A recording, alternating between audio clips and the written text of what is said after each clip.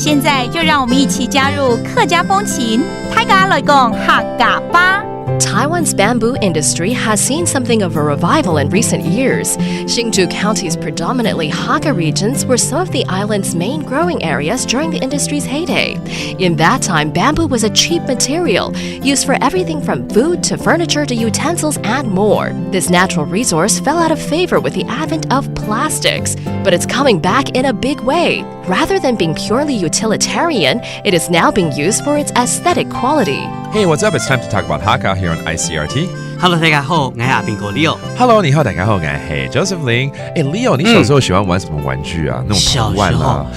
风筝吧。风筝啊，那我也喜欢。你知道我最近去那种文具行啊，竟然看到有那种竹子做的竹蜻蜓，哇，马上买，突然间觉得自己又年轻起来了。我跟你讲，我自己就会做啦。真的哦。对啊，因为那个竹子在乡下很多，所以呢，我小时候就自己去砍竹子，然后爷爷会教我怎么去做。其实在大概是民国50年到70年的时候，这台湾可以说是竹子产业的黄金时期哦。那时候有很多的家具啊，或者是一些农具啊，都是用竹子去编的。像客家人用的那些农具啊，大80%都是吧。还有竹席啊，对呀，连竹筷子啊，对啊，一大堆啊。对啊。早期在新竹这边出产的竹材大概每年大概要维持有差不多1000万只以上的竹子的出口。竹笋大概每年要出产10万公吨。之后来因为那个塑胶就兴起之后呢，这个竹子产业就慢慢没落了。对，现在21世纪，大家对塑胶呢也开始觉得要管制了，搞不好现在竹子应该要陆续再增加才对啊。有啊，是不是？所以呢，现在在新竹那边的业者呢，他们就把这个竹子的产业呢，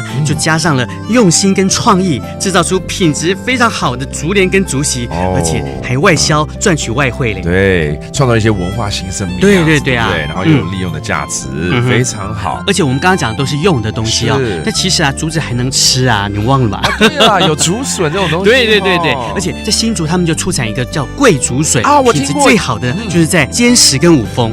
这些地方我都知道，下次去买。好，很好，竹子有很好的这个利用价值然后呢，我们希望呢，我们的生态呢会越来越好，好不好？好。我们现在来教几个单字喽，包括我们的这个竹席啊 ，bamboo mat， 竹恰，然后呢有那种竹帘嘛 ，bamboo curtains。竹帘 is bamboo basically. Liam is the curtain and children's toys, 也就是童玩。Okay? And now you know, that does it for today's Talk About Hakka. 什么泰嘎？俺只say 张来了。客家风情由客家委员会监制。We Love Hakka has been brought to you by the Hakka Affairs Council.